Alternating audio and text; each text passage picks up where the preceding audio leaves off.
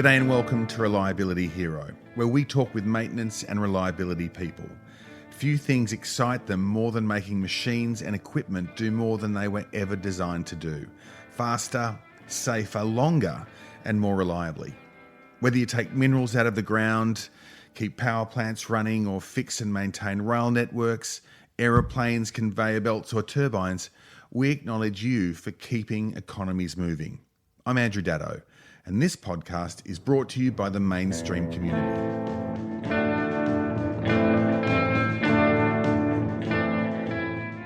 With Manuel Cifuentes, he's the head of maintenance strategy governance for BHP. Now, he's been there since 2006. He's something of a rising star within the organisation.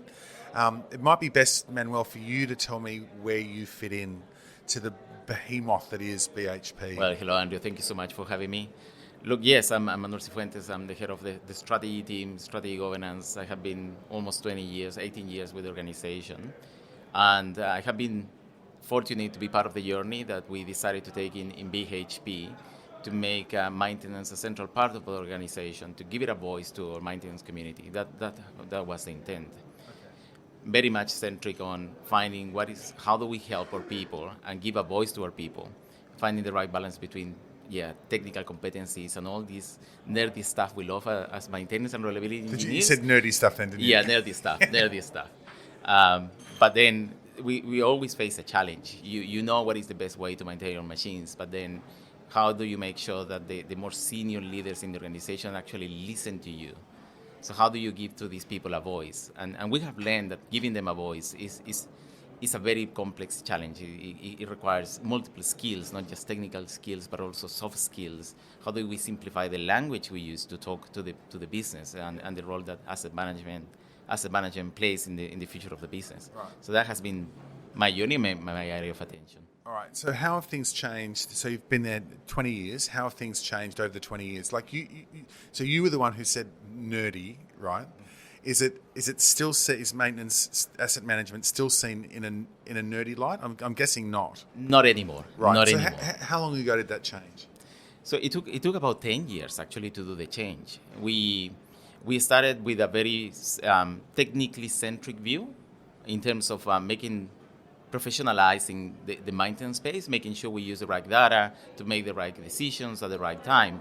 But then we started very quickly finding, we had the right answers, but nobody was listening to those answers. So we said, okay, how do we translate the language? It's kind of an English to English translator required. Those nerdy outcomes, the MTBF, the perfect interval, the life cycle costing, how do we translate that into something that people will actually understand? So we changed the way we talk to the rest of the business. I think that required to truly understand what we were trying to achieve beyond the technical space. How far did the language have to change?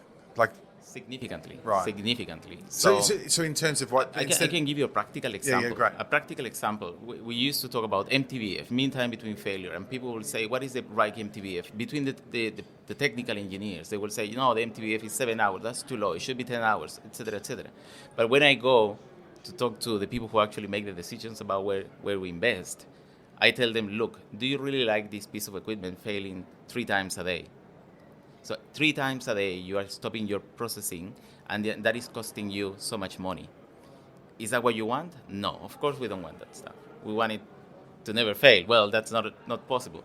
But you see some simple examples on how we use a different language that everybody can understand. But so when you go in there and challenge them with, is that what you want?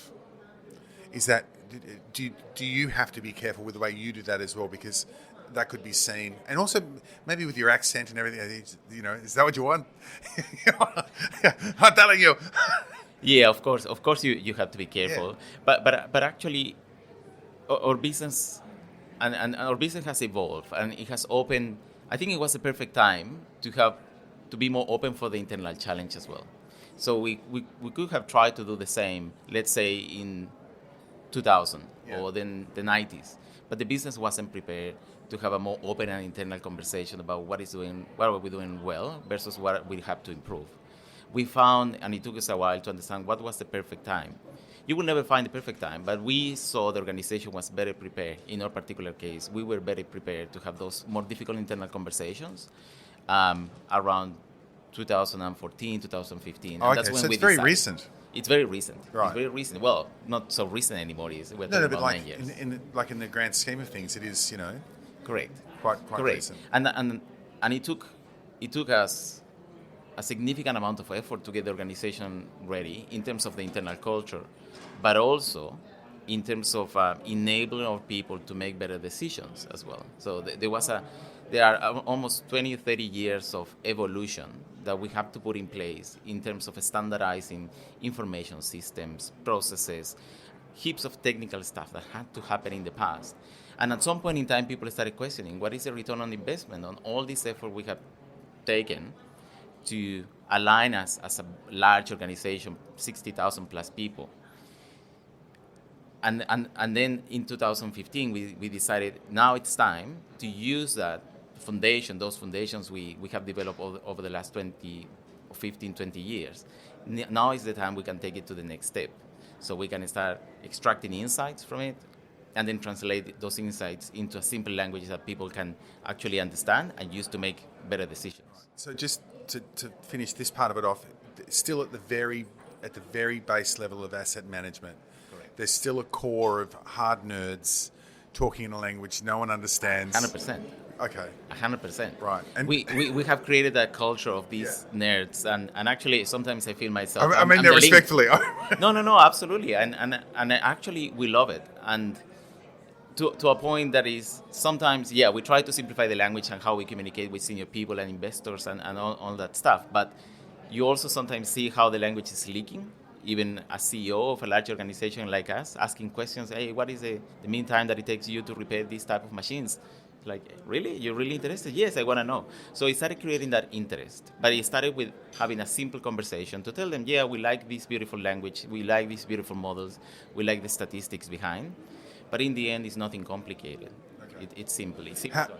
Does the passion for what the asset managers do carry the message as well? Correct. Like, so is it part of it to be like, actually, I love watching the conveyor belt come out of the Pilbara and do this, and talk about all that even that is almost enough for senior management to actually understand what's going on. Correct.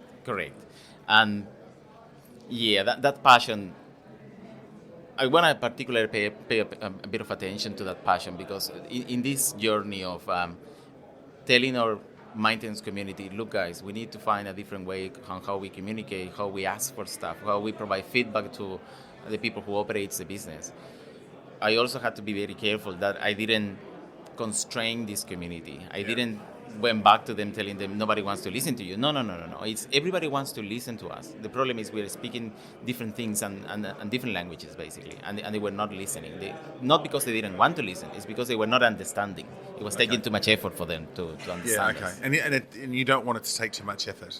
No. I'm talking to Manuel Cifuentes. He's the head of maintenance strategy and governance for BHP, and it's lunchtime, so our booth is surrounded by men, asset managers, mainly men, some women, going by talking very manly. Let me ask you, what's the future of maintenance look like around decarb?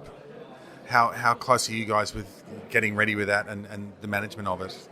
Look, I think from an organization perspective, it's one of our key priorities at the moment, but we don't want to lose sight of the basics. The basics that electrification, in our case, decarbonization means electrification, that's our choice. But what are those, how we have to reframe the basic and the fundamentals of asset management? For example, what are the toolings? What are the basic skills that we need in the front line? We are paying all our attention at that level at the moment. We know there are many other shiny, beautiful things floating around the industry. We don't want to get distracted with those. We are just making sure we have the basics in place. And not just for electrification, but very much connected to it is what are the question we're trying to answer. What are the basic skills we need at the front line to enable decarbonization in the next decade? That's the number one question we're trying to answer. The second question, it comes to the facilities, infrastructure, and other technologies. But the number one or main point of attention is those skills in the front line. Why so important for us? Because the world will continue to evolve with technology. Operations are becoming more autonomous. Operations will become more electrified or decarbonized, but there is one factor that we still see where human intervention is still required, which is in the maintenance space. Those critical decisions that the front line has to make on the spot, they are not going to be replaced anytime soon by machines. That's why we are paying so much attention to that point. I like your notion of seeing the shiny things and not being distracted by those. How hard is it to actually let those things exist without thinking? It's very hard. It's very hard to find the right balance. So in this world, we want to find the right balance between innovation. We don't want to stop investing in innovation, but also we don't want to make sure that innovation tries to replace the foundations, the basics. So how do you find that right balance? It takes a lot of effort. It takes a deliberate effort to separate sometimes and say, look, we're going to have people dedicated to innovation, and we're going to have people dedicated to set the foundations and look after the basics. Okay. You said earlier, so staff of, what did it say, 65,000? No, 600. 60,000. 60,000. So staff of 60,000, and then you also mentioned automation. How hard is the balance of the tech that's coming and making your current workforce happy and excited to stick around? Well, it's hard. You need to tell them what is the future. You need to have a vision. That's something we learn trying to give a voice to maintenance as well. We needed to have a vision, and a vision that is exciting and not overly complicated, and it goes beyond a few words. So the way we have kept people excited about electrification, about decarbonization in general, and about maintenance is sharing our internal vision, our dream. So instead of saying we have a vision on the wall, we say we have a dream. And our dream is to be A, B, C, and D. Our dream is to be fully decarbonized by 2030. Our dream is to be maintenance. Is that the dream? That's our dream. That's our dream. So now I don't want to sound cynical, but a dream is different to a reality. Like a dream is a possibility, but so decarbonisation by 2030 would be incredible. I mean, they said that on the first session of Mainstream this time around. Yeah, that was the dream. Yeah, that's a dream. And our dream became an aspiration. So we put a bit more formality to it, and it became a commitment.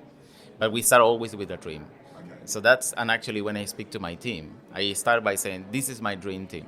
Now let's see what we can translate for that dream into an aspiration, and then our targets, and everything follows. Okay. Yeah, but we don't forget about the dream. You've got to start somewhere. You have to start somewhere, and it has helped us, especially myself, to connect with the individuals at a deeper level.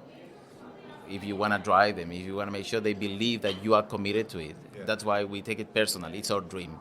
It's not just a target that is written on a wall or on a dashboard. Does anyone ever look at your dreams and go, "Oh, mate, you're dreaming, mate"?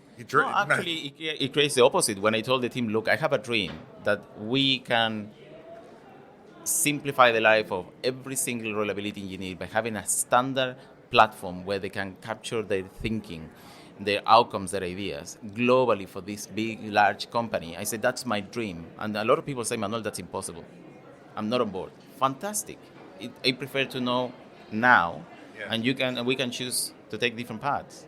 But the people who actually trust in this dream stay with us, and we made it true. We made it a reality. It wasn't overnight. Right. And a few times we say maybe it's not possible. We started second-guessing ourselves. But it was always our dream.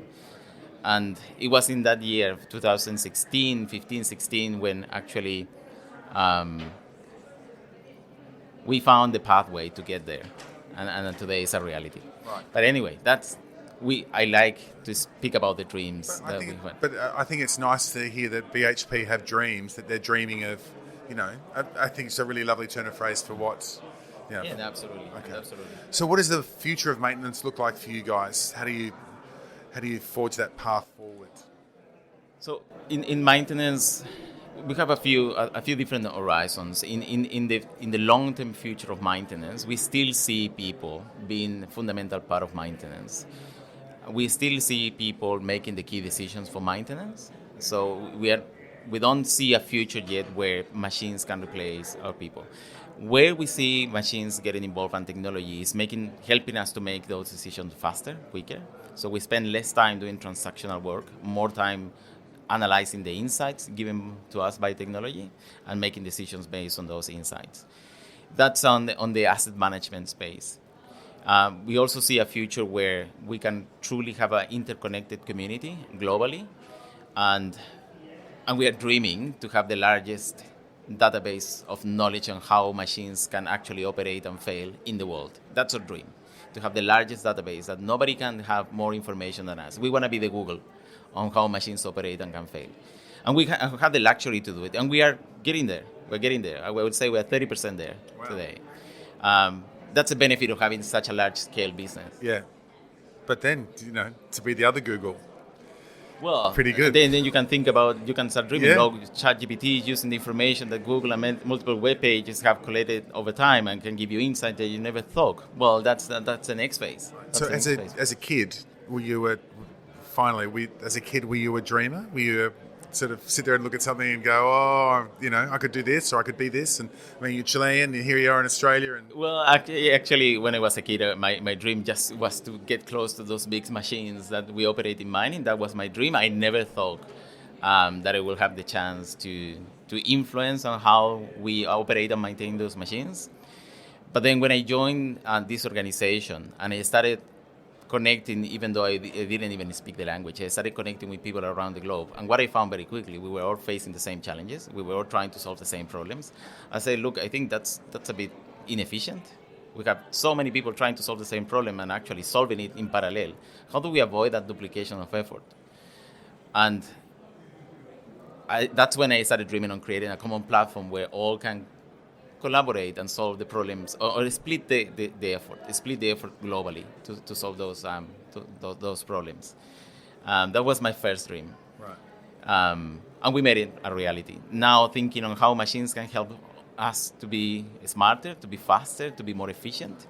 Not replace us yet. I don't think that's in the near future, replacing the asset management community by machines. I think it's too difficult yet. I don't know how. Yet. Maybe, Maybe in the next 50 years, maybe not in the next decade. Maybe you just need a new title. Maybe it should be Manuel Cifuentes, Head of Maintenance Strategy Governance for BHP and Dreaming. I love it. It's been really great talking to you. Thank you so much for Thanks, having Manuel. me. Take care.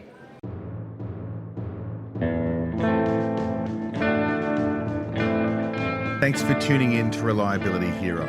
Keep the world running, and we'll catch you next time. This podcast was brought to you by the Mainstream community.